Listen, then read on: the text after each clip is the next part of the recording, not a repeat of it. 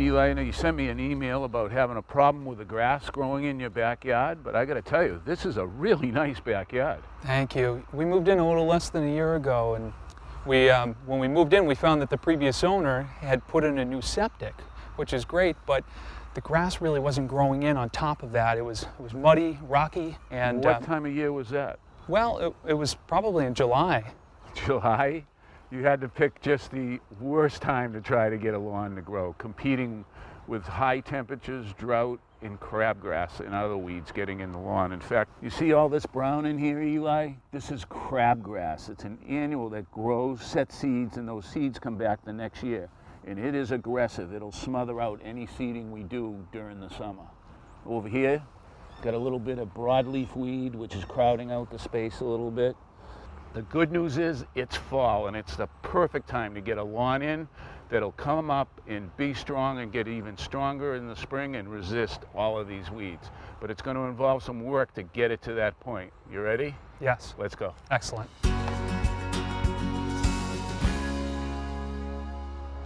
All right, Eli, this is the first tool we're going to use. This is a core aerator. In the front, if you look here, it has a gas engine, and below that is a weighted barrel in the front to hold it down, because what we're doing is driving these tines down into the ground and pull out a plug, and that's going to open up the soil for the compost, seed, and fertilizer we're going to be putting in to help get established lawn. Very good. So we're ready to start it up and put the tines down. First thing we do is start the engine. And make sure you have your hearing protection on. All right, now back here we have two things. We have the bar which lowers the aerators, and we're just going to take and drop it down like that. Then we engage right here, and that's the drive that's going to push this machine across.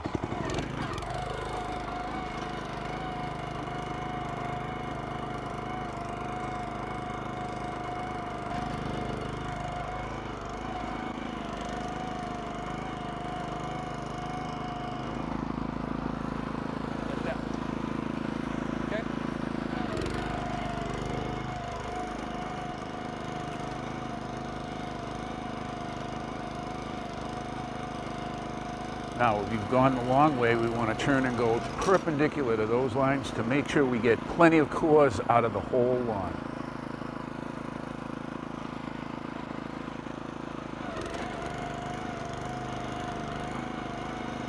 All right, Eli, take a look at a couple of these. These are the plugs we took out of the soil, and they're a little bit heavy, a little bit clay, so we want to break that up. And to do that, we're going to use compost. This is just the greatest thing in the world. The plants love it, the grass loves it. So we're going to incorporate this into our lawn, and it's really going to make our lawn jump. Sounds great. And you want to get like a half an inch to an inch.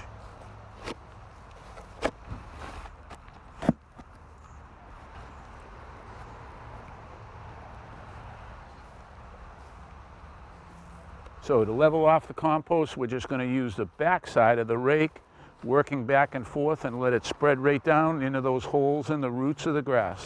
All right.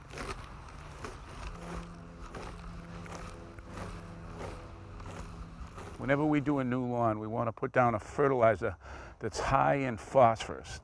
That'll make the roots grow. That's what we want this time of year. We want those roots grow and spread out and get tough for next year. You're going to spread it according to the directions. Sounds good.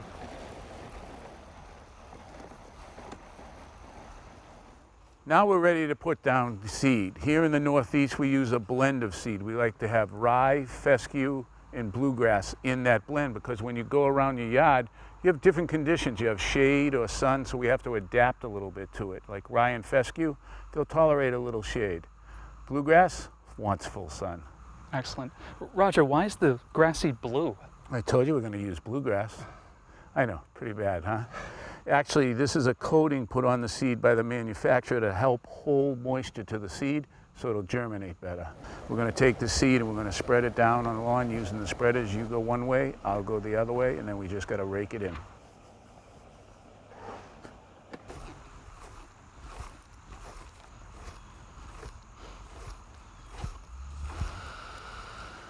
What you're doing now is the most important step of the whole day. If we don't keep that seed moist, it won't germinate. So I want you to water it lightly, probably once a day, and keep it moist, and that'll germinate in a week or 10 days. Once it germinates, you'll want to give it a little more water. Again, just keeping it damp. After it reaches a height of 3 inches, I want you to cut it back to 2 inches, but bag it. I don't want those clippings to smother our new seedlings. Okay, will do. And thank you so much for all of your advice.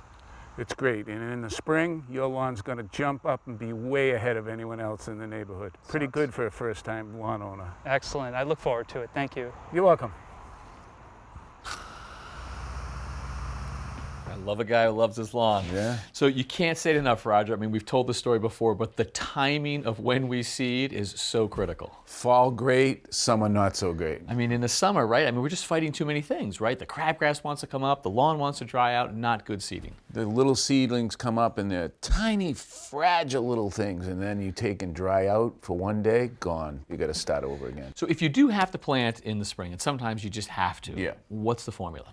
Everything we did plus a pre-emergent crabgrass control. Crabgrass is insidious. It just comes up and smothers everything. Right. So you want to stop that. We use a chemical called 2%, and it actually physically stops the crabgrass from growing up through the soil. Yeah, and not all pre-emergents are equal because some of them will stop the grass seed from coming up Right. as well. You want to so- make sure you have one labeled for new seeding. Okay, and then in the past when you've done seeding, I've usually seen 2 pieces of heavy equipment, the aerator, but also a dethatcher, although Right. no dethatching here.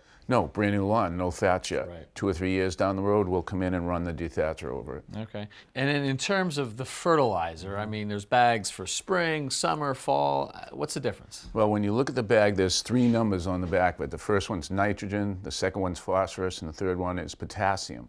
Phosphorus promotes roots. That's what we want to grow. If the nitrogen number is really high, it's going to produce all top growth. That's not going to be good for the plant. You'll be cutting it twice a week. It's going to look beautiful, but with new seeds, we're really concerned about getting the roots down. Exactly. All right, happy planting.